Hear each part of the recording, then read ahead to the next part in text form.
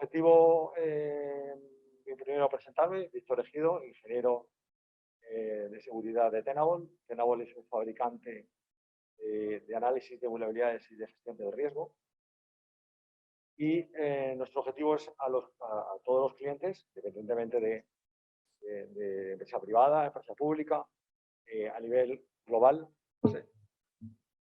El objetivo nuestro es ayudar a los clientes, es un fabricante líder en análisis de vulnerabilidades y de gestión del riesgo, y es algo que es muy complejo, que es qué problemas puedo tener en el software, que luego acaba en un ransomware y en ni siquiera saber qué otra máquina me puede afectar ese ransomware, por ejemplo. Ayudar a los clientes con esto, que es un entorno complejo, de una manera sencilla y clara, en hablar de cuál es la situación actual, cuando la situación de la entidad, la organización, la empresa, cuál es el modo de resolver los problemas y cómo priorizarlo y cómo luego analizarlo. Bueno, la situación actual, ¿no?, en la que hablamos hoy, en el entorno en el que estamos, de entorno sanitario, hablamos del entorno de la ciberseguridad aplicado a este entorno sanitario. Pero los problemas y dificultades están vinculados a la tecnología, y la tecnología es independiente de dónde estemos aplicándola. Por lo cual, bueno, conseguir que la presentación funcione alguna vez, yo tiro para adelante, porque si no, dale. ¿Sí? Gracias. Vale.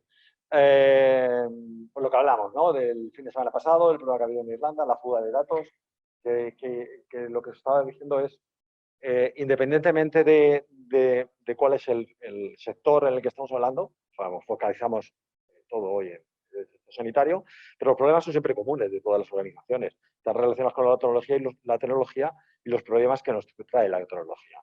Este problema que ha sucedido en Irlanda durante este tiempo también lo hemos visto durante la fase de la pandemia, lo hemos visto en los últimos meses, el último año.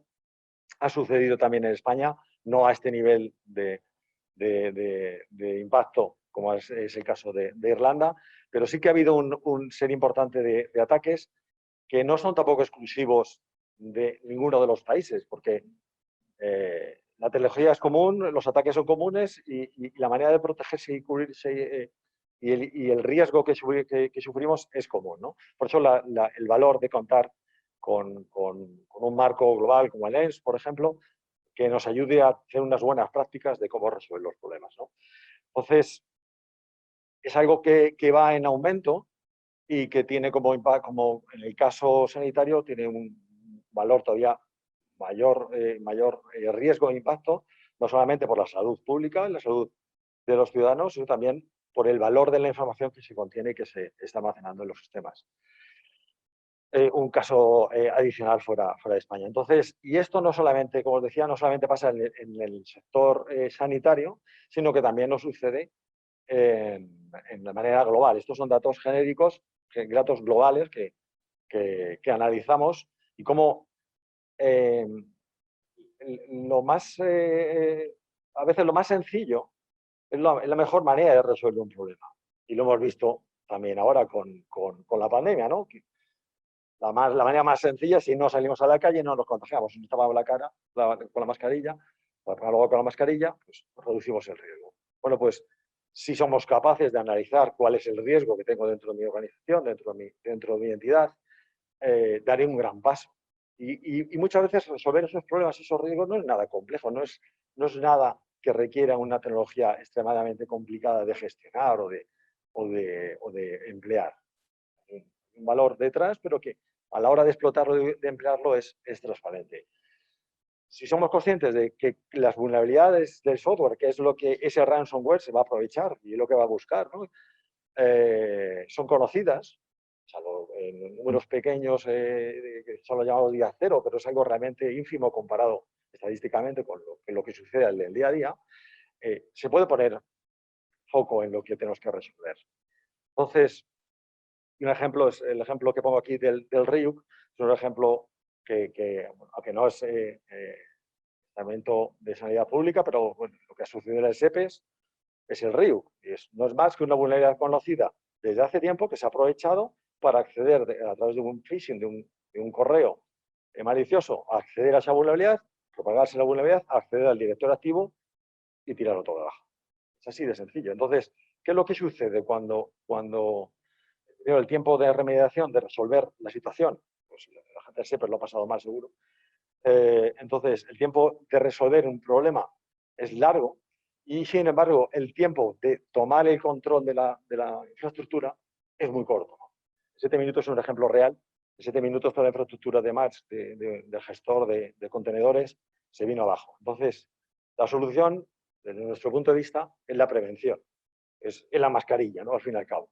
Entonces, trabajar en la prevención, trabajar en saber qué vulnerabilidades tengo, saber qué es lo que me puede afectar. De lo que no sé que me puede afectar, difícilmente me puedo proteger. Hay métodos y maneras de resolverlo. Sin embargo, de lo que sí que sé que existe, intentemos protegernos. Por lo cual, y me viene muy bien lo que ha dicho al final Javier Candau, si hago el paralelismo, ¿no? de hacer el test, que es para desde nuestro punto de vista como fabricante, de análisis del riesgo y la vulnerabilidad, es ver todo, es conocer todo lo que hay dentro de mi infraestructura, porque cualquier punto, el más débil, lo más ínfimo, puede ser el que me tira abajo todas las puertas de seguridad que he montado. Entonces, era parte del test, de lo ver absolutamente todo. La predicción es, una vez que sé todos los problemas que puedo tener, de todas esas vulnerabilidades, esa gran lista infinita de decenas de miles de cosas por hacer, ¿cuál es la primera? ¿A qué me tendrá que ayudar? ¿A qué me tendrá que decir que esta es la primera que debo resolver? Pues esto es lo que hace este tipo de herramientas, ¿no? El enfoque es facilitar la vida a las personas, al fin y al cabo. Y luego actuar, ¿no? Por lo que decíamos, poner la vacuna. Es integrarnos con herramientas que todas las compañías tienen para instalarles o para poner ese parche, para poner la vacuna a ese sistema. Ese es el enfoque realmente que aplica muy bien la comparación para nuestro enfoque de ayuda, en este caso, al sector sanidad.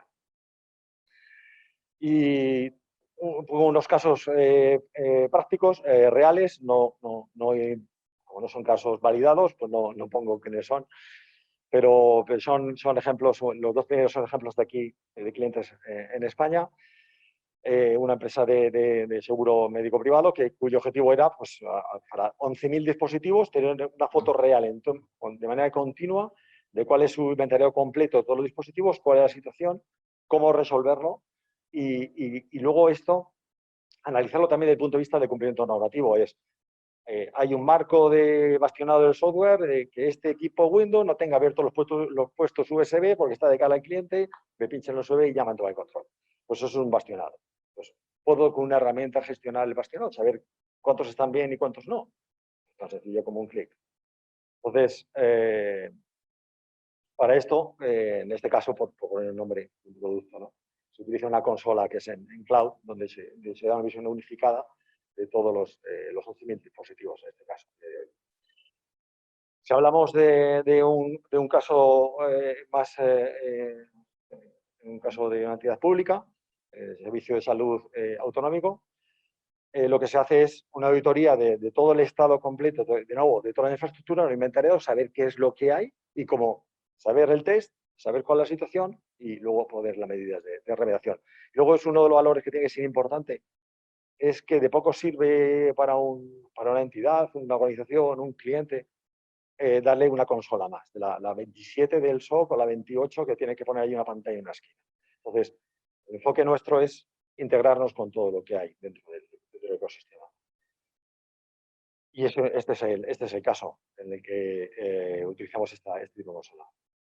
Ya por último, y por acabar, porque no tengo ni idea del tiempo que llevo consumido con todo lo que ha pasado, un ejemplo que es de gran tamaño, no estamos autorizados tampoco a decir quién es el cliente, pero es directamente ya es el Estado, es el Servicio Nacional de Salud de un país que gestiona el 100% de su plataforma con este producto. Tiene capacidad, entonces, en un único punto de vista, en una única consola, poder visualizar los 150 hospitales de manera grupal, desagregarlos, verlos uno por uno, separar las vistas y ser capaces de ver, como se ve aquí, cómo estamos trabajando para remediar los problemas de manera segmental, para decir, en este hospital estamos trabajando de esta manera, en este otro tenemos esta visibilidad. Sin embargo, los equipos que dependen más de IT clásico no estamos siendo tan ágiles como debiéramos, y tener esa visión realmente siempre del riesgo. Nosotros no hablamos de la vulnerabilidad, porque es algo con muy... Hay tantísimas vulnerabilidades en el mundo alrededor del IT y de la tecnología, que es un número ingente, sino de la gestión del riesgo, que es un poco también el hilo conductor de la sesión. Y nada más. Muchas gracias. Pues muchísimas gracias, Víctor. Vamos a ver si hay alguna persona entre el público que quiere hacer alguna pregunta. En el chat no hay ninguna pregunta. Si a lo largo de la sesión te la hago llegar. ¿De acuerdo? Muchas gracias. Bueno, pues continuamos con el segundo ponente. Es José de la Cruz González. Es director técnico de la empresa Trend Micro para España y Portugal. José lleva más de 20 años dedicado al mundo IT, trabajando en diversas áreas como las telecomunicaciones, servicios de hosting y desde hace 6 años en la ciberseguridad. Hoy nos va a hablar sobre la inmunidad del grupo frente al ransomware. Muchísimas gracias. ¿Se me oye correctamente? Sí. Víctor, espero tener un poco más de suerte que tú. Muchas gracias. La presentación faltaría y ya empezamos. La verdad es que estoy muy contento de estar aquí. Es la primera presentación que hago, obviamente, en mucho tiempo, donde el otro extremo no está en zapatillas y en ropa de estar en casa, y se agradece mucho, la verdad. Fantástico. Voy a probar, así pasa la slide. Perfecto. Muy bien. Les prometo que el título lo puse hace 3 o 4 semanas antes de que nuestros políticos empezasen a pegarse con esto de la inmunidad de grupo. Pero me pareció interesante porque, bueno, al fin y al cabo, hoy en día no intentar hacer un paralelismo con la situación del COVID es casi imposible, ¿no? A mí me gusta pensar que mi trabajo contribuye para ayudar a las personas. Y no solamente, obviamente, económicamente a mi empresa y a mi persona, sino también, por ejemplo, cuando sufrimos un incidente de ransomware en una compañía y nosotros llegamos, les ayudamos a recuperar el servicio, les ayudamos a evitar que se propague la amenaza, estamos contribuyendo de manera indirecta a que los empleados continúen manteniendo su empleo, a que proveedores continúen trabajando con esta empresa y, por lo tanto, pues tengamos una influencia directa más allá de lo económico que tanto nos mueve hoy en día. Y hoy en el foro en el que me encuentro creo que esta afirmación cobra más importancia si cabe, porque ustedes están relacionados directamente con la salud de las personas, están contribuyendo de una manera o de otra, mediante sus políticas de seguridad, manteniendo sistemas a flote, manteniendo sistemas en funcionamiento, están contribuyendo de manera directa en que pues, la salud de las personas sea lo mejor posible. Y la semana pasada participé, mejor dicho, asistí a un evento donde hablaban compañeros míos, un evento privado de ciberseguridad para entorno hospitalario, donde el doctor Carlos Murdeviu, que es un doctor de psiquiatría pues, reconocido, y que es una persona que no tiene aparentemente formación en ciberseguridad, es una eminencia en su campo, que es psiquiatría, pero que demostró una gran conciencia del mundo de la ciberseguridad y de la importancia que tiene nuestro sector a la hora de contribuir en el ámbito sanitario. Esta fue una frase que dijo y que me impactó mucho, la verdad. Él dijo que una caída de la red del hospital era incluso más importante o era una causa que sustituía el insomnio, ¿no? para los directores. Incluso llegó a decir que le preocupaba más una caída de la red, ya sea por un ataque de ciberseguridad, de negación de servicio, por lo que sea, que un incendio o que incluso una huelga del sector de la limpieza. Y esto demuestra lo importante que es nuestro trabajo. Ahora mismo, no voy a decir la de ciberseguridad, sino la informática en el sector sanitario depende absolutamente de todo, desde el historial clínico, como dijo el doctor, hasta incluso la solicitud de un volante para una intervención de emergencia. Por lo tanto, si esas comunicaciones, si esos sistemas no operan correctamente, pues estamos incluso hablando de que podemos influir en la vida o la muerte de una persona. En su ponencia, él expuso una serie de riesgos que a su juicio había identificado. Me gustó mucho que habló de lo importante que es la concienciación del usuario. El usuario tiene que ser un eslabón más de la cadena, pero tiene que ser un eslabón que ayude, no tiene que ser el eslabón más débil.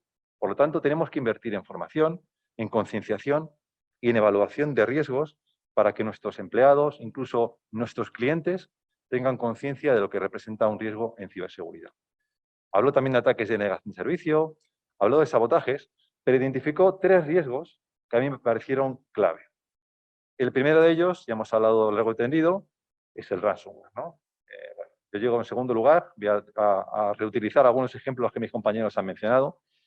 Tenemos el famoso WannaCry, a todos se nos ponen los pelos de punta cuando recordamos aquel famoso 15 de mayo. Tenemos ataques que han ocurrido recientemente a nivel estadounidense y ya hemos mencionado los ataques recientes que han acontecido en el Sistema Nacional de Sanidad de Irlanda, ¿no? El ransomware se ha convertido en la amenaza más importante, no solamente para el sector sanitario, sino para cualquier ámbito en el que hablemos. Y además se ha convertido no solamente en un negocio tremendamente rentable, sino que se ha convertido en una táctica de ataque muy sofisticada, porque en sí no es un ataque, es un conjunto de muchos ataques.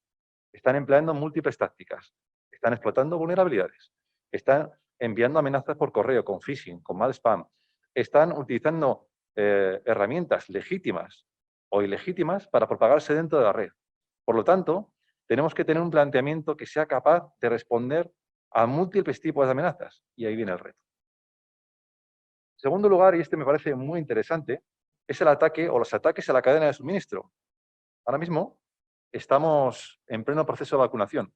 ¿Se pueden imaginar el impacto que tendría que se robase información de una vacuna, que se consiguiese interceptar un cargamento de vacunas o que por algún motivo no se pudiese entregar vacunas a un país o a una comunidad autónoma? Pues el impacto sería muy grande.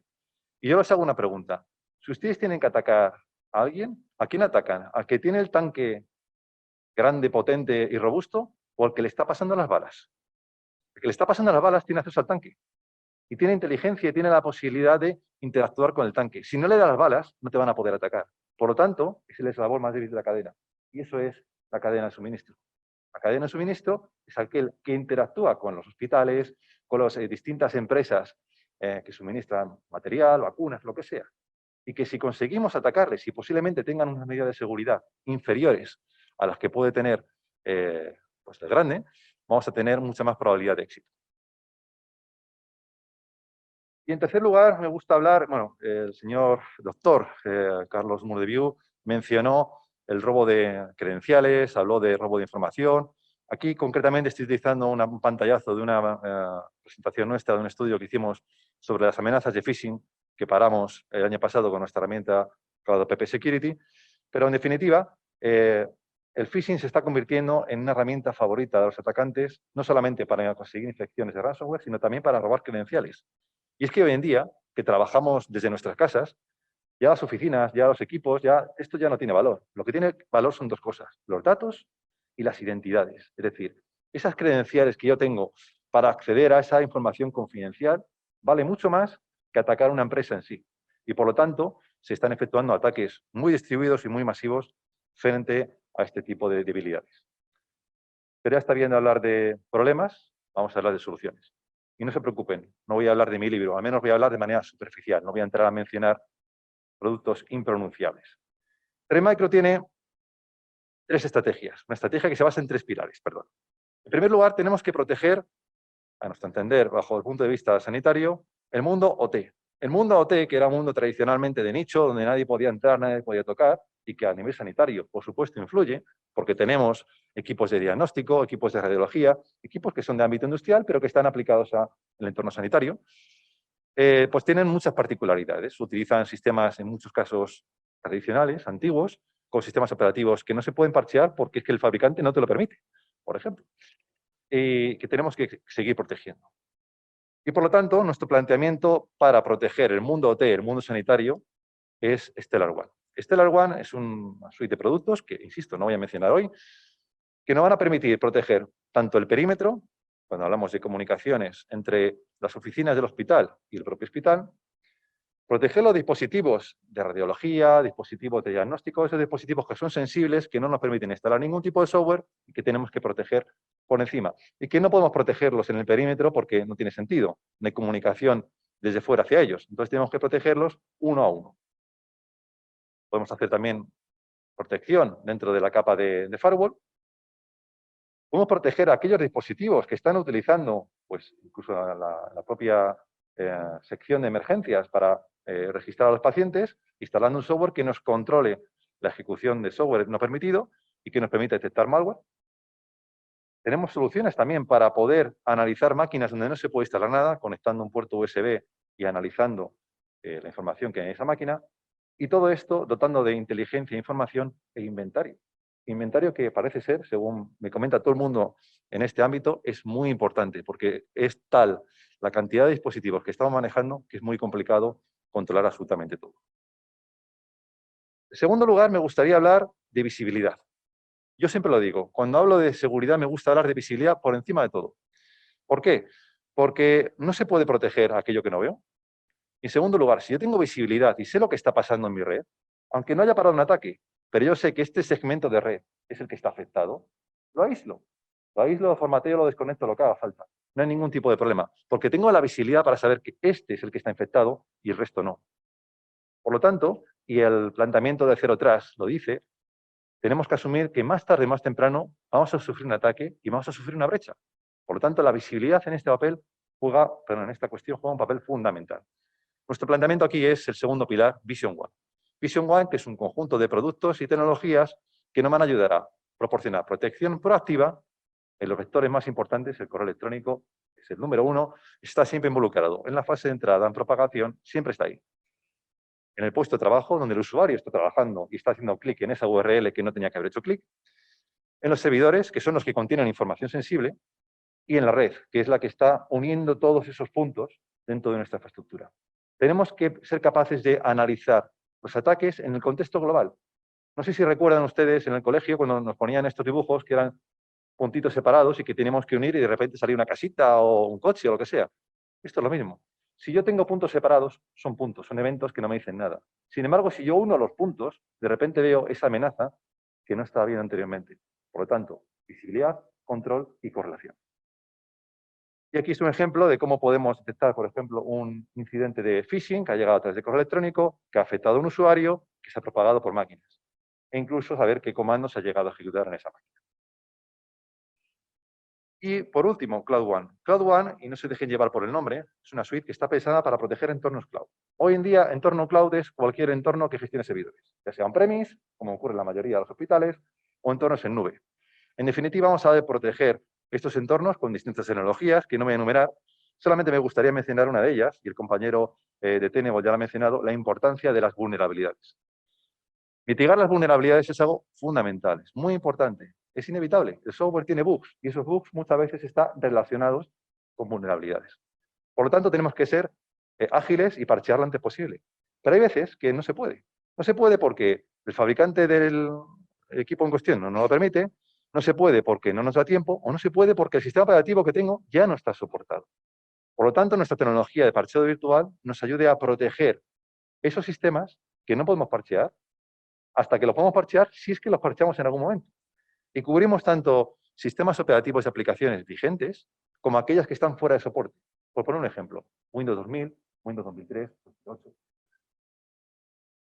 Y esto sería todo por mi parte. Quería agradecerles el tiempo y la atención prestada y me encantaría colaborar con ustedes y ayudarles a contribuir en que podamos hacer una sanidad más segura. Muchas gracias.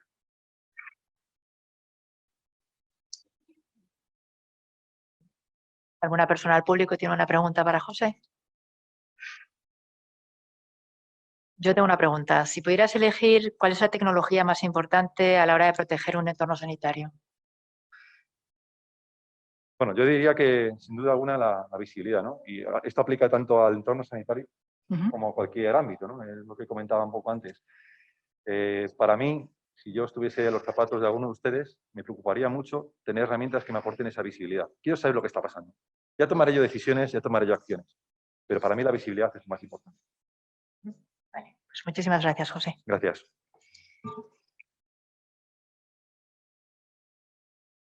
Nuestra siguiente ponente es Laura Prats Abadía. Es ingeniera industrial en la especialidad de automática por el Centro Politécnico Superior de Zaragoza. Inició su carrera profesional en la ciberseguridad hace 20 años, en la gestión de riesgos de los sistemas de información y ciberseguridad, tanto desde la auditoría como desde la consultoría. Se incorpora a la empresa SAM en septiembre de 2020 como Cyber Risk Manager para el desarrollo de los servicios de gestión de riesgos ciber en los productos de esa compañía. Hoy nos va a hablar sobre cómo evitar un ciberataque en dispositivos médicos y datos de salud. Buenos días. Bueno, gracias a todos los presentes, tanto online como aquí en directo. Y gracias a SEIS por la posibilidad de estar aquí y su valentía por organizar un foro presencial en estos tiempos.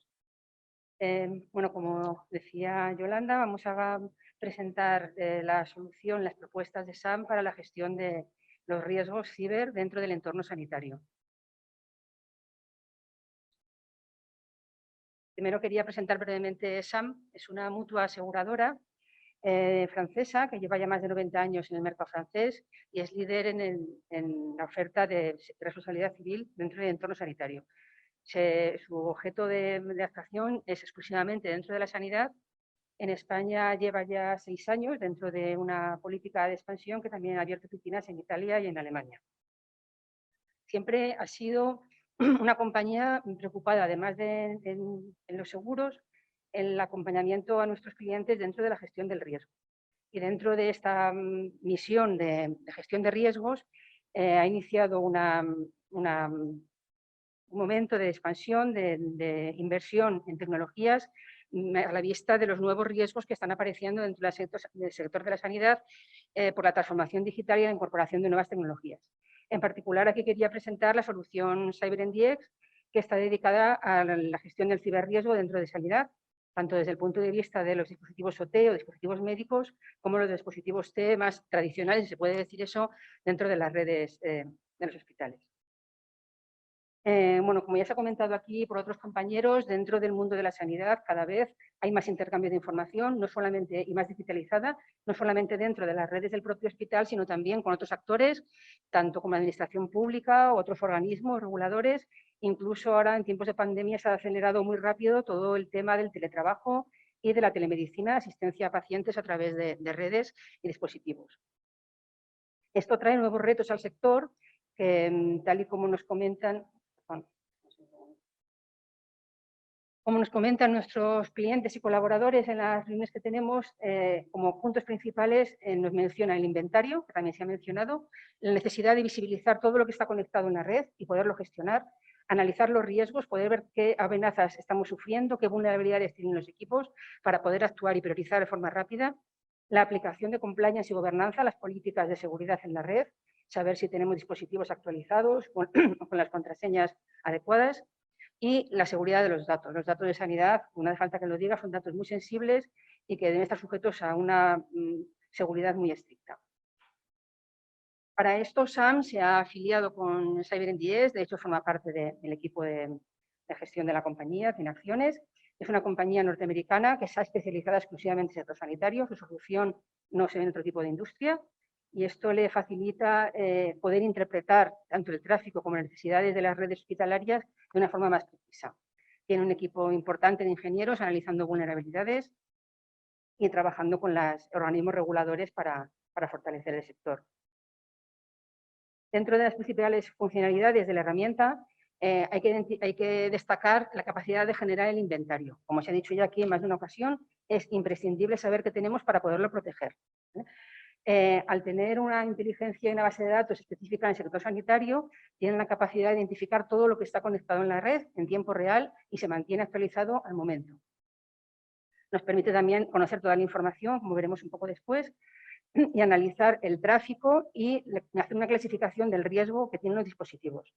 El riesgo, aparte de tener en cuenta las amenazas que estamos viendo y las vulnerabilidades de los equipos, sabe qué tipo de dispositivo médico es, sabe la cercanía al paciente y sabe cómo puede afectar la seguridad del paciente a la hora de sufrir un incidente, por lo cual nos ayuda ese dato también a clasificar el riesgo en un nivel de criticidad mayor. Respecto a la prevención, la herramienta es capaz de proponer medidas para poder mitigar un ataque que está visualizando, por ejemplo, generando listas de control para poder microsegmentar la red y poder aislar un dispositivo que está infectado. A través del análisis del tráfico también detectamos las amenazas y las situaciones de riesgo que estamos viendo. Y por último, al poder recopilar toda la información de los sistemas, propone informes y soporte para poder mejorar en la optimización del uso de los dispositivos, siendo un apoyo importante para los equipos de electromedicina o de biomedicina para ser más eficaz en el uso del parque de dispositivos móviles. Una visión así general del despliegue sería una instalación de un sensor en un punto donde pudiéramos analizar todo el tráfico que fluye por la red. Esta herramienta no se instala en ningún dispositivo médico, como ha mencionado antes un compañero, no es fácil instalar siempre agentes en dispositivos médicos, puesto que los fabricantes muchas veces no lo permiten. Entonces, esto se hace siempre a través de analizar la red a través de un puerto mirroring. Incluso puede detectar dispositivos que estén detrás de un gateway, porque lo que hace es identificarlos por la MAC, no por la IP. Y una capacidad importante también es la integración con el resto de herramientas. Puesto que no tiene agentes instalados, no tiene capacidad de poder ejecutar un código dentro de un dispositivo, pero a través de la integración con otras herramientas de seguridad de red sí puede ejecutar acciones y se potencia el uso dentro de las otras herramientas como de CyberMDX. Quería presentaros también algunas pantallas de la herramienta porque a veces pues, una imagen vale más que 1000 palabras. Esta sería la interface inicial de usuario, donde tendremos una presentación de todos los dispositivos que ha podido detectar, clasificados por diferentes criterios, bien por vendedores, por tipos de dispositivos. La herramienta diferencia entre dispositivos médicos, que serían aquellos que están directamente implicados en diagnóstico y tratamiento de pacientes, o sea, tienen un contacto directo con el paciente. Dispositivos OMT, que sería todo Internet de las cosas, pero que están vinculadas también directamente a los pacientes o a estos dispositivos médicos anteriores.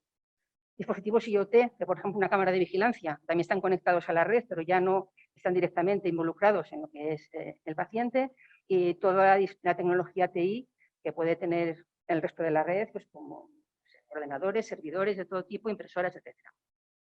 Está también una presentación inicial del nivel de riesgo que estamos viendo y bueno, pues, vulnerabilidades detectadas a través del tiempo. Podemos filtrar los datos en un rango de tiempo que necesitemos para no tener acumulado ya eventos anteriores. E incluso podemos agrupar datos por diferentes instalaciones. Desde una misma consola podemos visualizar los datos de diferentes centros, pero podemos filtrar cada uno de ellos para ver la información que necesitemos en cada momento. Y accederíamos a la lista de todos los activos que está detectando. Se puede filtrar y organizar por cualquiera de las columnas que están visualizando. Clicando en uno de ellos, vemos ya la información directa de este activo. En este caso, tendríamos un escáner, nos está identificando que es un dispositivo médico, nos da la MAC, nos da la IP, la localización, etc. Aquí abajo tenemos las tags, que son unas tarjetas que asignan información sobre el dispositivo. Les asigna directamente la herramienta, pero también se puede hacer de forma manual y esto nos permite luego crear reglas y filtros para ayudarnos a gestionar y a ver el comportamiento de la red. Tenemos aquí en este caso también acceso a todas las recalls o los avisos de los fabricantes de los dispositivos de acciones que hay que tomar sobre ellos, de mantenimiento o algún tipo de evento que se ha tenido que informar. Podemos acceder también aquí a las vulnerabilidades detectadas en este activo. Nos propone también políticas para segmentar la red donde está instalada para poder tener un nivel de seguridad mayor. Ya según el criterio que tenga el gestor de la red, pues puede aplicar unas medidas más restrictivas o no. Aquí podemos ver también la lista de ACLs que propone, que se pueden exportar y enviar a una herramienta por integración que pudiera aplicarlas. En esta otra pantalla tendremos ya todo el listado de vulnerabilidades detectadas, clasificadas por nivel de riesgo, por nivel de severidad. Podemos acceder también a la información propia de esa vulnerabilidad con su grado de clasificación, incluso las acciones que propone el que ha emitido la vulnerabilidad para mitigación y una propuesta también de listas de negación de accesos para poder aislar o microsegmentar la red para evitar que esa vulnerabilidad sea utilizada. En esta pantalla tendremos el listado de todas las materias de compliance, es decir, si tiene seguro obsoleto, si está parcheado, si la password que tiene es todavía una password por defecto. Y lo mismo, accediendo a cada una de ellas, nos da una descripción completa y nos propone las acciones a tomar para su mitigación. Este sería el cuadro de control. Estos son filtros que se generan de manera rápida y automática por el usuario y nos permite vigilar si están cumpliendo los criterios de seguridad que tenemos en nuestra red. He puesto a modo de ejemplo los 4 primeros, no sé si se ve bien, pero son filtros sobre el uso de datos personales de los dispositivos médicos. Por ejemplo, en el primero de ellos nos está mostrando qué dispositivos médicos a lo largo del tiempo están enviando información personal fuera del entorno europeo. con lo cual sería un caso de transferencia internacional de datos que a lo mejor tenemos que vigilar porque pudiera no estar autorizada o no cumplir la normativa. Los demás son dispositivos emisores de datos personales, receptores, etcétera, que podemos tener vigilado para poder ver si alguno se ha desconectado o si tenemos más dispositivos de los que pensábamos. Clicando en el cuadro podemos ver el listado de dispositivos que cumplen esa regla, es decir, esos 2 dispositivos están enviando información fuera del entorno europeo. Si accedemos a ese dispositivo, en este caso particular, estamos viendo que lo que ocurre es que está accediendo a una web, a un entorno fuera que está clasificado como un ataque de WannaCry. Aquí podemos ver que está sufriendo un ataque o un intento de ataque de ransomware que podríamos mitigar rápidamente. También nos recomienda la lista de microsegmentación de la red para poder aplicar las normas.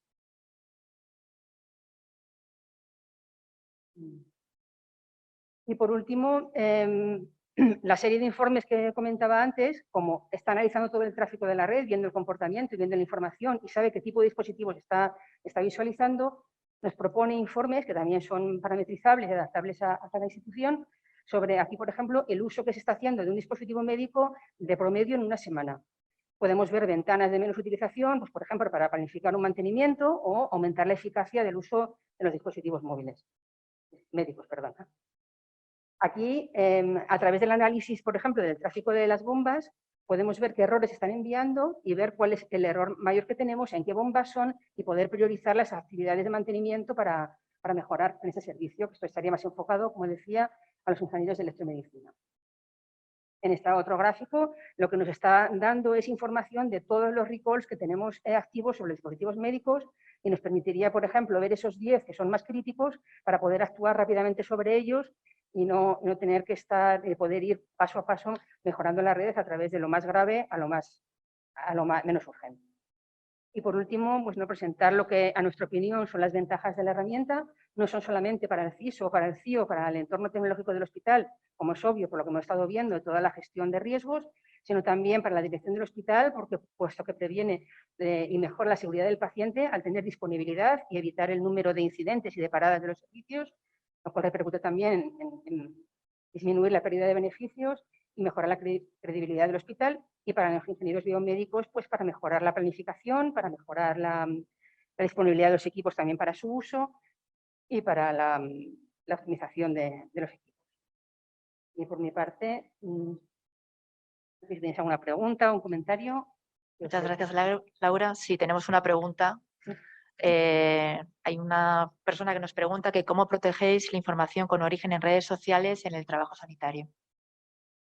Con origen en redes sociales, no entiendo bien la pregunta. Bueno, podemos ver las conexiones de los equipos a cualquier punto de red y se refiere a eso, igual que hemos visto antes que estaba accediendo ese dispositivo a una web que es de ransomware, ¿no? De un ataque de ransomware. Podemos ver también pues, que, no sé, una máquina de hematología esté conectada a Facebook, esté conectada a YouTube. Eso no en sí mismo no es un ataque, pero sí que se detecta como un mal uso. Entonces ya podrían tomar medidas para aportar o no ese tráfico. No sé si se refiere a eso. Vale. Tenemos otra pregunta también. Nos señala que muchos pacientes quieren obtener resultados de pruebas vía Internet. ¿Eso está previsto? Es lo que nos pregunta. Te diría que tengo que preguntarlo, pero te diría ahora mismo que no, porque el hecho es que se analiza la información de los paquetes de cabecera, bueno, para ver hacia dónde va, dónde viene, qué tipo de información lleva, pero no tanto analizar dato personal que va dentro, porque para eso necesitaremos otro tipo de medidas y de autorizaciones para ver que hay realmente un dato personal y cómo se regula. Se podría proteger el tráfico y no permitir, a ver, si ese tráfico está autorizado de un punto a otro, eso se podría ver como un tráfico habitual, pero más en gestión de tráfico en sí, no de contenido tanto de datos personales que vaya dentro. Vale, yo sigo preguntándote. A esa persona nos pregunta es ¿cómo securizar la conexión del paciente? Parece que vamos a las conexiones de los pacientes es un problema, tenemos que anotar para resolver. Es lo mismo, estamos viendo todo el flujo de información que va de la red, tanto interna como externa, y tendríamos que ver qué es autorizado y cuál no, para poder actuar y que nos dé una alarma en ese caso. Todos estos filtros que digo, además, por integraciones, pueden enviar mensajes a un SOC, a un SIEM, bueno, y entrar dentro de todo el flujo de control de la red. Este punto de vista sería un soporte. Ujú, Las gestiones directas de cortar un tráfico, cortar un firewall, se tenían que hacer por otras herramientas. ujú. Aquí estaríamos avisando de que hay un tráfico que detectamos como no habitual dentro de una red hospitalaria. Ujú. Pues muchísimas gracias, Laura. ¿Vale?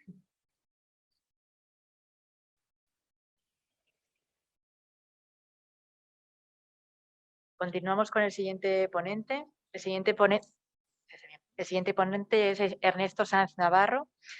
Es médico informático por la Universidad Politécnica de Valencia. Se especializó en seguridad de las TIC por la Universidad Alfonso X del Sabio y actualmente trabaja como responsable de investigación y desarrollo en el área de ciberseguridad médica de la compañía S2 Grupo. Hola, ¿me oís? Creo que soy el primero en entrar online. ¿Me oís bien? Sí, perfectamente. Vale, vamos a... Bueno, felicitar, gracias a la organización del Congreso por haberme invitado y a mis compañeros, que la verdad es que han sido súper interesantes. Vale, os voy a contar la experiencia que tenemos en S2 en protección de entornos médicos. Más que nada esto, bueno, mi intención es que sea más que presentar producto, que sea una charla más para concienciaros, ¿no? de lo que viene por ahí en el futuro. Primero el disclaimer, yo soy empleado de S2 Grupo, entonces es probable que luego hable de nuestras herramientas, ¿vale? Entre ellas está Gloria, que es la que más usamos, que es para detección y gestión de amenazas, y Carmen, que es para las amenazas persistentes. Nuestra visión. Vale. La visión clásica de seguridad médica hasta ahora, como decían mis compañeros, es la visión de proteger la red y los programas.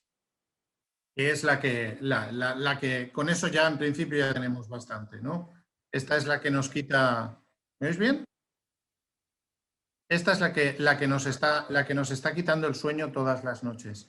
Pero tenemos una visión más importante nosotros, una visión más grande. Os voy a poner todo el rato, ¿vale? Recortes de periódico de estos últimos meses para ilustrar todo lo que quiero decir. Por ejemplo, este es un recorte de La Voz de Galicia, ¿vale? Que salió una foto de una UCI, ¿vale? Aquí veis los médicos, se ven los programas, ¿vale? Nosotros vemos más, ¿vale? ¿Por qué vemos más? Nosotros, si veis detrás de la gente, ¿qué vemos? Vemos un montón de aparatitos, ¿vale? En cualquier noticia que veáis, ¿vale? Lo primero que se ve es el software, ¿vale? Pero yo lo que estoy viendo detrás es un aparato que vale casi 2 millones de euros. Y yo siempre que veo aparatos que son muy caros, me gusta averiguar si los puedo romper o no. Sí, todavía ampliamos más nuestra visión. Esta es a cualquier edificio moderno, por ejemplo, este es el nuevo edificio de la FE en Valencia, pues ya entonces el nivel de aparatos ya se dispara, porque ahí tenemos cámaras, elevadores, sistemas de gestión ambiental, gases, 50.000 cosas más que forman parte de lo que es la atención sanitaria. Siempre nos hemos centrado en el software, pero lo cierto es que hay 1 millón de cosas más que pueden fallar y que pueden alterar de alguna manera todo el funcionamiento del sistema. Como decía José muy bien, nadie quiere atacar al tanque, sino atacas al que te fabrica las balas. Pues en este caso es así, o sea, es decir, si yo mañana termino con el aire acondicionado del hospital o con el suministro de oxígeno, en realidad estoy acabando con el hospital. Y acabar con eso es mucho más fácil que acabar con el software. Decidimos empezar por ver qué podíamos atacar en los hospitales, os contaré nuestra experiencia, ¿vale? Y decidimos empezar pues, cosas por atacar, por ejemplo, una UCI. Una UCI, como veis, ¿se ve el ratón? No, bueno, no sé si se ve el ratón. En la UCI tenéis un montón de sistemas, ¿vale? Entre ellos bombas de perfusión, hay monitores de signos vitales, hay respiradores, hay un montón de cositas. nos planteamos ver cómo podíamos atacar estos dispositivos, ya que si atacas estos dispositivos, pues obviamente imaginaros que acabamos con toda la UCI. Ya esto es una cuestión de escalabilidad, ¿vale? Esto es una noticia del Levante también, precisamente ahora en pandemia, con el COVID, y dijimos, ostras, es que, ¿qué pasaría si paráramos la UCI? Acabaríamos, bueno, con el hospital, con la reputación del Sistema Nacional de Salud y con todo. Y hicimos lo que hacemos habitualmente con todas estas cosas. Redujimos el problema al mínimo y montamos una maqueta, que es lo que solemos hacer, de todo el entorno. Entonces cogimos cómo es el esquema de comunicaciones de una UCI normal y lo replicamos en nuestro laboratorio, pero a menor escala. Compramos bombas de perfusión, compramos monitores de signos vitales, compramos todo el sistema de comunicaciones. Lo único que no podíamos comprar, obviamente, es el enfermo, y lo que compramos es pues un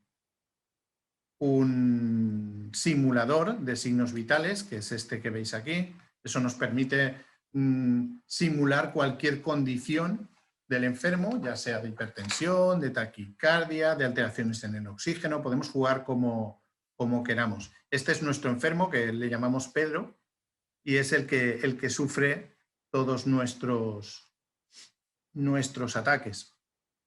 Como veis, todos estos elementos, ¿vale?, son los mismos que tenemos en la UCI. De hecho, si os fijáis, las bombas son las mismas que hay en la UCI real. ¿Veis aquí este rack?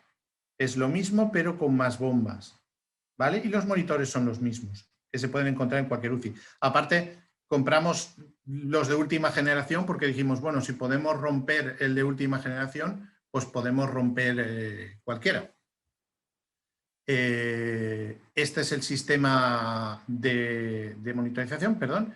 Este es el sistema remoto, este es el que verían los médicos desde una sala, y este es el sistema presente en el enfermo. Un segundín y os pongo un vídeo. Lo que hicimos fue... ¿Puedo cambiar esto? Sí.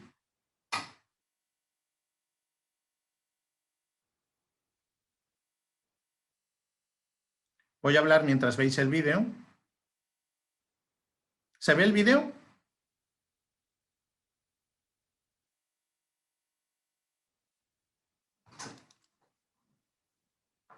Vale, este es un vídeo de concienciación que tenemos para concienciar a la gente de que realmente los dispositivos médicos son tan importantes como puede ser el software. Importantes o más, ya que directamente están implicados en el control de la vida de los enfermos. ¿Vale? Este es un ejemplo que tenemos de los ataques que hicimos. No os lo voy a poner todos porque si no aquí estaríamos horas y horas. A mí me encanta hablar de esto. Básicamente ahora os contaré lo que hicimos. Esto es lo que os he comentado. Esto es la presentación de todos los sistemas. Y básicamente lo que hicimos fue el segundo ataque más sencillo que pudimos hacer, ¿vale? El romper los equipos es muy sencillo, ese sería lo más fácil, sorprendentemente sencillo. Y dijimos, bueno, pues ya si aparte de romperlos, pues vamos a ver si podemos liquidar al paciente de alguna manera sin que se dé cuenta. Entonces diseñamos un ataque man in the middle y lo que hicimos fue simular que un atacante conseguía acceso a la red, y si el atacante conseguía acceso a la red, lo que el atacante puede hacer es interferir en las comunicaciones y alterar, ahora lo veréis, esto es el programa real, interfiriendo en las comunicaciones. Y lo que podemos hacer es cambiar la información, ahora lo veréis.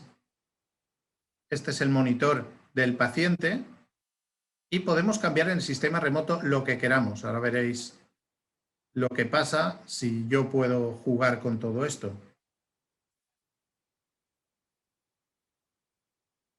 ¿Veis? Podemos alterar la saturación, podemos alterar la frecuencia cardíaca, podemos alterar los parámetros, la imagen sigue pareciendo real y incluso, bueno, obviamente podemos bloquear el sistema. La cuestión es que podemos forzar tratamientos sobre el paciente o incluso podemos, si el paciente se pone malo, nunca se enterarían en el control. Con esto hemos demostrado pues, que básicamente los ataques sobre estos dispositivos pues, son reales. Y todo esto, bueno, pues vale, pues lo habéis demostrado. ¿Y qué? Vale, lo que hemos hecho es integrar todos estos ataques, los hemos integrado en nuestro sistema en Gloria. Y entonces Gloria lo que hace es cuando detecta que estas cosas están pasando, ¿vale? Es decir, por ejemplo, que alguien interfiere sobre las bombas de perfusión o que las bombas de perfusión se están comunicando con un equipo que no toca. O, por ejemplo, en radiología, que es lo que más ahora estamos especializados. Imaginaos, como decía José, lo más importante es la monitorización. Si, por ejemplo, el sistema detecta pues, que un médico está pidiendo 27 imágenes por minuto, es que tienes una fuga de información. O si, por ejemplo, el sistema detecta pues, que hay un TAC que debería estar apagado a las 4 de la mañana y de repente ese TAC empieza a funcionar o empieza a recibir comandos, obviamente ahí hay algo que está alterado. Y entonces tienes que actuar sobre eso. El sistema emite alertas de mayor o menor grado, ¿vale? Y permite detectar estos ataques antes de que sucedan. Aquí además la rapidez es importante porque no es una cosa que puedas demorar hasta el día siguiente. Ya hemos visto que en 7 minutos te puede caer la red. Un segundo, compartimos la... poquita cosa más. Esto era lo que quería contaros. ¿Alguna pregunta?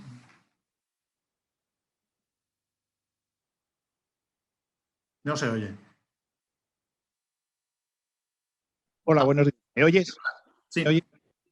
Muchas gracias por la presentación. Quería solamente una pregunta.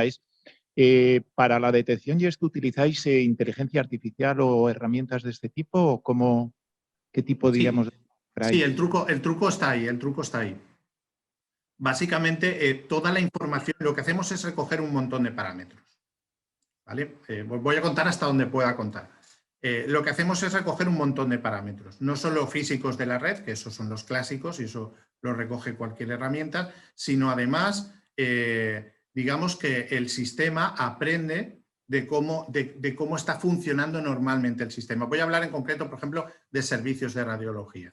Es decir, el sistema recoge las comunicaciones que habitualmente tiene el servicio de radiología, ¿vale? Y aprende de cuál es el patrón normal de comunicaciones. Nosotros también le decimos cuál es el patrón normal, es decir, por ejemplo, lo que hemos comentado, pues lo normal es que si un médico está pasando visita, pues vea una radiografía pues cada 10 minutos o cada 5 minutos, pero no es normal que vea 400 en 30 segundos. Por ejemplo, le damos también patrones de tiempo, le decimos qué máquinas suelen funcionar y a qué horas, ¿vale? Y todo esto es integrado y todos estos datos van a nuestro correlacionador. Y entonces el correlacionador pues recoge los datos y dice, bueno, pues el ejemplo que poníamos del TAC. El TAC está funcionando a las 5 de la mañana. Eso es extraño, pero, por ejemplo, el TAC lleva ya varios tiempo funcionando, tenemos un TAC estropeado porque el otro TAC no va. Todos esos datos los recoge, también mira quién está conectado al TAC, un montón de cosas. Todos esos datos entran en el correlacionador y el correlacionador es el que dice, bueno, pues yo creo que esta acción en este momento es correcta o estamos detectando actividad anómala y puede notificarlo.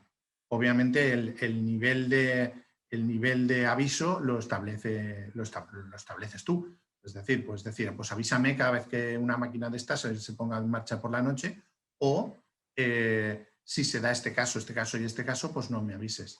Entonces, dependiendo de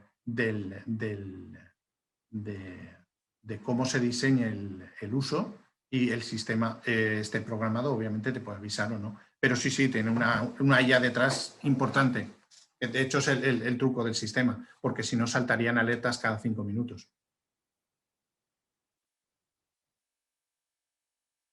Muchas gracias, Ernesto. ¿Hay alguna otra pregunta? Bueno, pues nada, muchas gracias, Ernesto, por tu presentación. Nada, a vosotros. Mil gracias.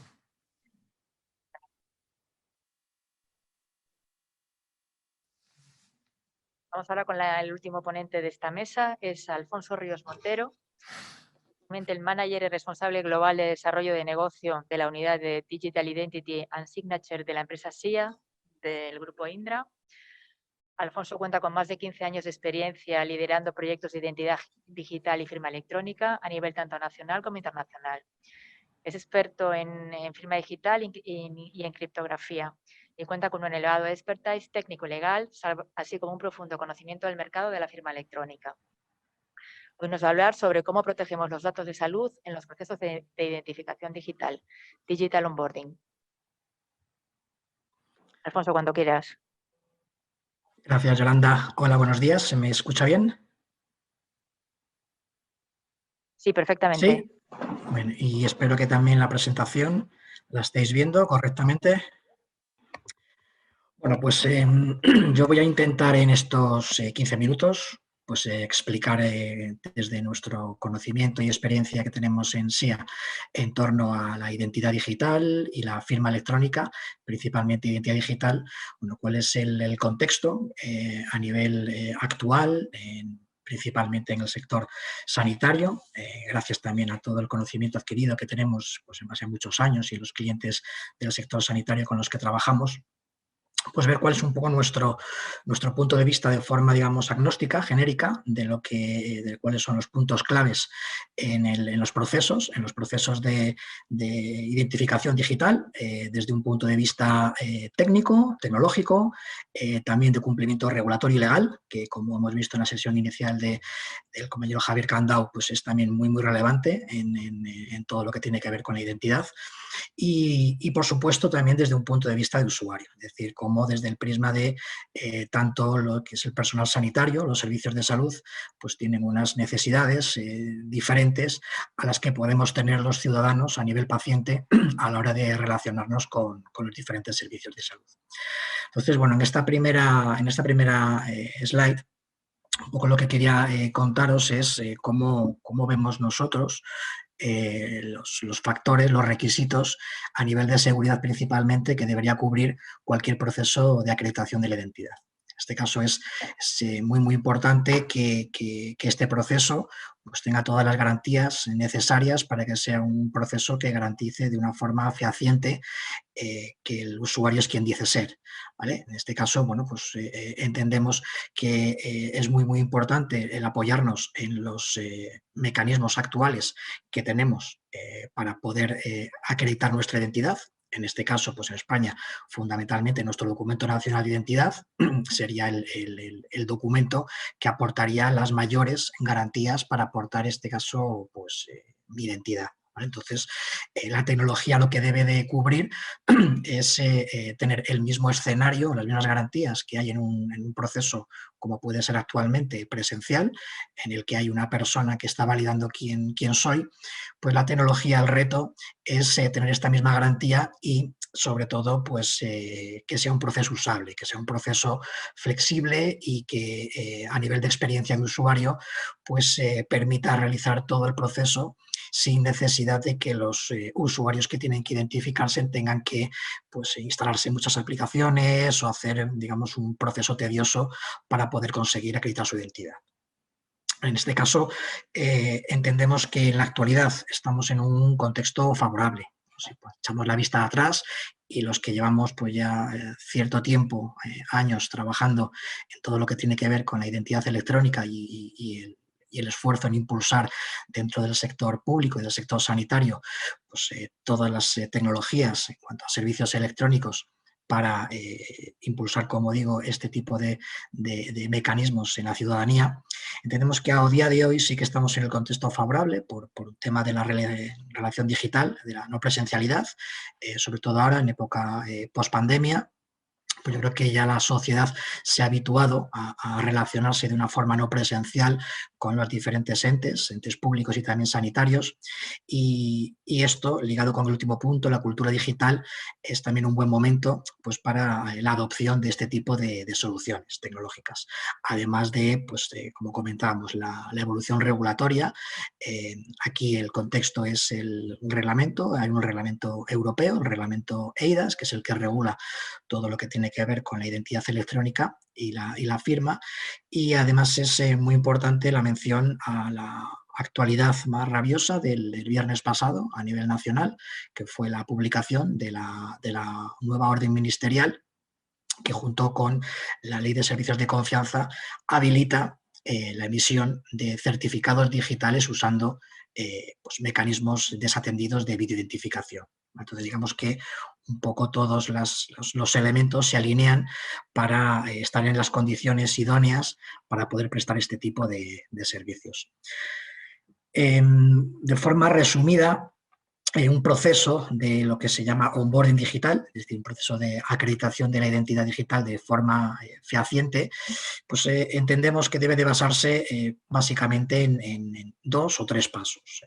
El primero, pues necesariamente es la captura del documento de identidad, que en el caso del sector sanitario nosotros planteamos, además de lo que sería el DNI en España, o el pasaporte para extranjeros, también la propia tarjeta sanitaria, que se puede hacer en este caso, bueno, pues la captura de la misma y hacer un scoring y una validación del fraude, es decir, para evitar la falsificación de este tipo de documento. Y además, esto luego sustentarlo con tecnología de algoritmos biométricos. Es decir, en definitiva, cuando yo estoy en mi casa o estoy en movilidad, en la calle, y quiero acreditar mi identidad, necesito o es importante garantizar pues, que además del documento de identidad, pues digamos que yo soy la persona asociada a ese documento, y para esto, bueno, pues está basado en biometría facial, en técnicas también de anti-spoofing y bueno, una serie de medidas de seguridad que, como comentaba, a nivel nacional, esta orden ministerial, que es la que aparece mencionada, la 465/2021, es muy importante porque ya marca no solo técnicamente, sino también a nivel regulatorio los requisitos que deben de cumplir estas soluciones para cubrir a nivel de seguridad pues con todas las garantías, como comentaba, para poder crear este proceso. Entonces, de hecho, está el CCN, el Centro Criptológico Nacional, como organismo de supervisión de todas estas soluciones. Y bueno, de forma particular, pues desde SIA tenemos la solución y bueno, ahora pues el proceso habitual de supervisión y auditoría para que finalmente se puedan prestar a cualquier entidad del sector público. ¿Vale? Además, nosotros la tecnología también la planteamos no solamente para una visión pura de acreditar identidad de un paciente, de un ciudadano, sino también para dar respuesta a otros casos de uso, ¿no? Aquí pintamos pues, algunos de los casos de uso que nosotros, casos prácticos, entendemos que también tiene sentido este tipo de soluciones. Por ejemplo, desde el punto de vista de pacientes, y por continuar con este enfoque, además de la identificación, como comentamos, pues para acceder a diferentes trámites, ¿no? A la historia clínica, a diferentes trámites que a día de hoy se están prestando pues, fundamentalmente con los servicios que existen a nivel nacional, los servicios que existen nacional pues, con certificado electrónico, con el DNI electrónico o con clave, ¿no? Que son los mecanismos que se habilitan, pues entendemos que esto lo que hace es precisamente saltar esta barrera que existía a día de hoy, pues por un lado con el DNI electrónico, que es necesario tener un lector y bueno, hay que instalar drivers y aquí ya impacta, ¿no? A nivel de experiencia de usuario y y en este caso también la necesidad de acudir a una oficina presencialmente para poder emitirte un certificado, o si es con clave también es necesario ese registro presencial. Entonces esto va a salvar esa barrera para poder tener desde el principio hasta el final una relación totalmente telemática y online y con todas las garantías. Luego, otro caso que nos parece también muy interesante es el aplicado a la telemedicina, en el que pues también los diferentes servicios de salud pues puedan tener esta aproximación pues para poder relacionarse bien por canales digitales, pues por una página web o una app, por ejemplo, en móvil, pero también en los casos en los que, por ejemplo, está limitado, bien pues porque hablamos de personas mayores en las que no tienen, no tienen esa cultura digital, no tienen un teléfono, no tienen un ordenador para poder relacionarse y el único medio que disponen es el teléfono. Bueno, pues en este caso nosotros lo que proponemos es realizar esta autenticación con biometría vocal. Es decir, con hacer ese registro de una grabación, de una huella vocal, y que en el canal telefónico, en esa relación de servicio de telemedicina, el médico, bueno, pues antes de recibir a ese paciente y darle atención, ya pueda haber autenticado a ese paciente con su voz y haber garantizado quién dice ser. Por continuar, esta es un poco la solución que planteamos desde SIA como una solución completa, es decir, que dé respuesta no solamente a lo que sería el puro onboarding digital, en lo que he ido comentando hasta ahora, es decir, cubrir la necesidad de la identificación fehaciente del usuario en base a esos documentos de identidad o procesos de biometría facial y vídeo, sino que además nosotros entendemos como un todo que por tener toda la robustez a nivel de seguridad necesaria, pues también es necesario que todas esas evidencias electrónicas que se generan, pues las imágenes que se toman, los vídeos, pues también tengan una custodia y un respaldo seguro. ¿Vale? En este caso, la parte de la custodia de las evidencias entendemos que también es algo muy, muy importante y de hecho, en relación a lo que tiene que ver con protección de datos personales, también entendemos que es un papel muy importante los servicios electrónicos de confianza y todo lo que tiene que ver con el cumplimiento del reglamento europeo. ¿Vale? Y de igual forma, pues también en todo el proceso, pues todos los servicios que involucran la firma electrónica, pues dar consentimientos informados o la firma por parte del usuario de algún tipo de documento, pues con esta solución digamos que cubriríamos todo el espectro end-to-end de los casos. Estos son unas breves pinceladas a nivel funcional de lo que sería nuestra solución. La escalabilidad que tiene la solución y la modularidad, que creo que es muy, muy importante, además de una consola de administración porque proveemos pues, para poder supervisar por parte de los operadores, en este caso pues, puede ser personal de back office de los hospitales y que puedan revisar que los procesos han cumplido con todas las garantías, o si hay alguno que puede ser susceptible de fraude, pueda revisar pues, todas las fotos, todas las imágenes y finalmente aprobar o rechazar estas solicitudes. Y ya por concluir, bueno, esto es simplemente una pincelada de lo que sería la experiencia de usuario, que, bueno, como podéis ver, nosotros lo que planteamos es algo que facilite al paciente. Al final, nosotros, como ciudadanos, lo que perseguimos es tener un servicio, por supuesto, seguro, de confianza, y esto se consigue con la seguridad, pero también que sea usable. Es decir, lo que comentaba, al final es un proceso que se puede realizar en web, como se puede ver, desde cualquier dispositivo, desde cualquier navegador, sin ningún requisito más allá de disponer de una cámara.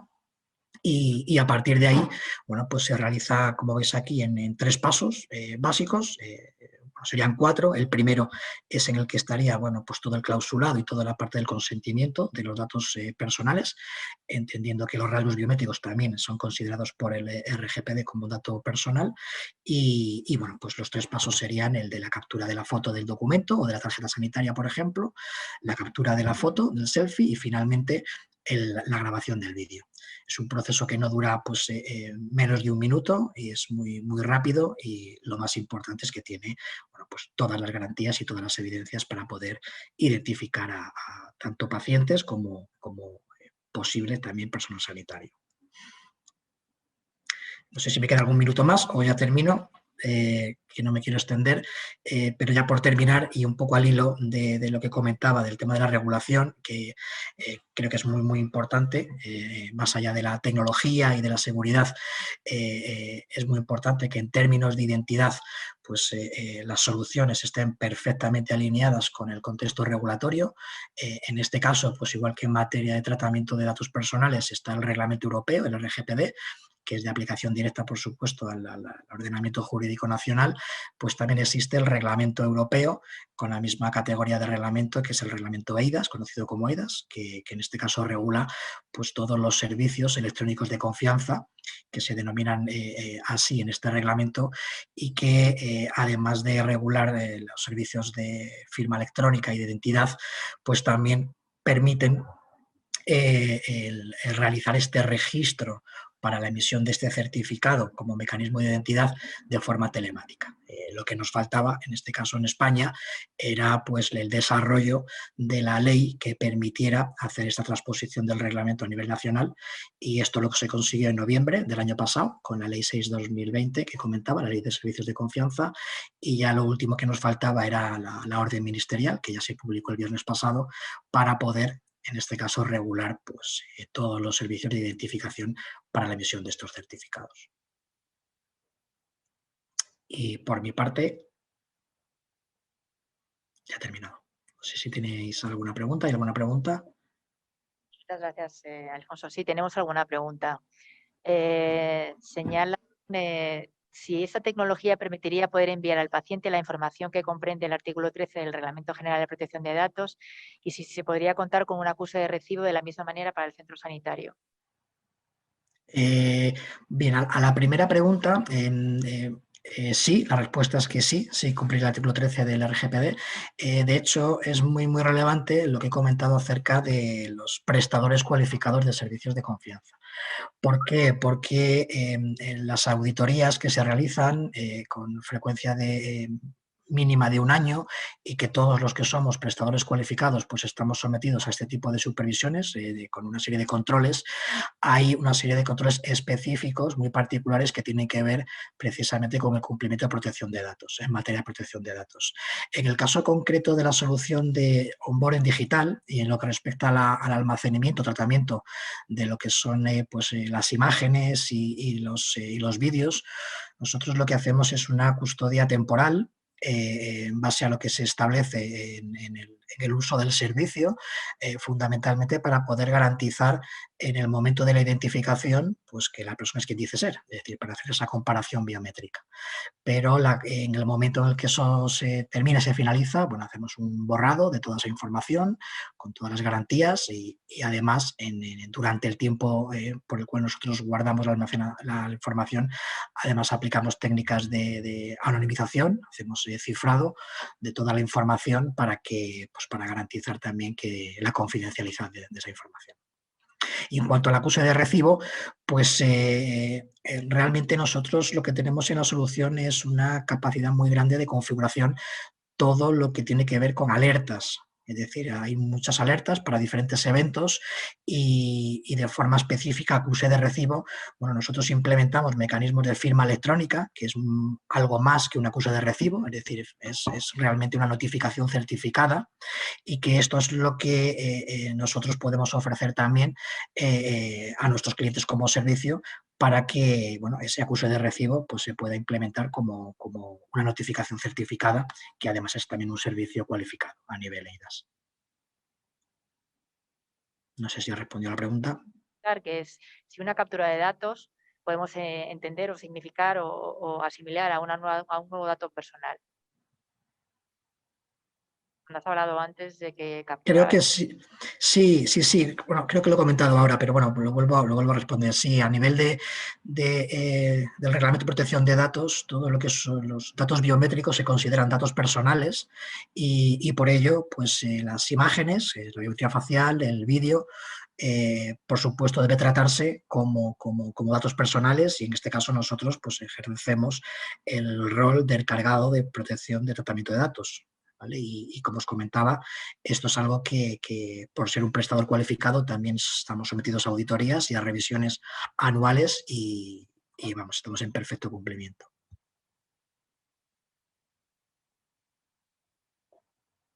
visión, ¿cuál sería de los principales retos de identificación digital que deberían abordar los servicios?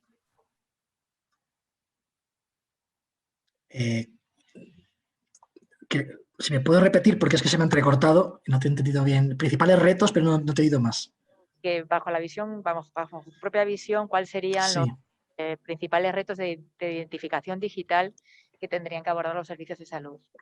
A ver, desde nuestro punto de vista, lo he comentado también al inicio de la presentación, yo creo que es muy importante a la hora de analizar los retos que existen en la identificación digital en el sector sanitario. Es muy importante distinguir el enfoque pues, que habría desde un punto de vista de paciente, ¿no? Y desde un punto de vista de personal sanitario, ya que en cada caso las necesidades y requisitos pues, son sustancialmente diferentes. Yo creo que en ese sentido, desde nuestra experiencia y conocimiento del sector, es fundamental que los servicios de salud habiliten servicios electrónicos que faciliten la interacción del paciente de forma telemática, que potencien la relación de forma telemática y minimicen en lo posible pues, la necesidad de presencialidad que existe a día de hoy, ¿no?, en los centros sanitarios. Y yo creo que para lograrlo, un factor clave para conseguir impulsar y extender el uso de los servicios electrónicos de forma completamente telemática en los ciudadanos está en el proceso de identificación digital, como hemos comentado. Al final es el punto de partida. Antes de poder darme de alta en una sede electrónica o en un proceso de tramitación electrónico de cualquier servicio de salud, el primer paso que yo como paciente tengo que realizar es el tener los medios o mecanismos necesarios para poder relacionarme, ¿no?, de forma totalmente online. Entonces, bueno, a día de hoy lo más habitual es que los ciudadanos tengamos que acudir a un centro de salud con nuestro documento de identidad, normalmente, o tarjeta sanitaria. Según los casos, pues también existe la posibilidad de realizar el registro usando un certificado digital, pero que también es obligatorio para obtenerlo el personarse a alguna de las oficinas habilitadas. Y también he comentado el caso del DNI electrónico, que bueno, yo creo que todos ya conocemos que no es muy habitual porque tenemos que tener un lector, instalarlo y luego además acordarnos del PIN, ¿no?, para poder utilizarlo. Entonces yo creo que en este contexto sí que es muy importante, tiene un gran aporte de valor pues la solución de onboarding digital y sobre todo lo que habilita la nueva orden ministerial para poder tener este registro de forma totalmente online. No sé si alguno más de los asistentes aquí quiere hacer alguna otra pregunta. Entonces, gracias, Alfonso. Y damos Gracias a vosotros. a la primera sesión. De acuerdo. Gracias.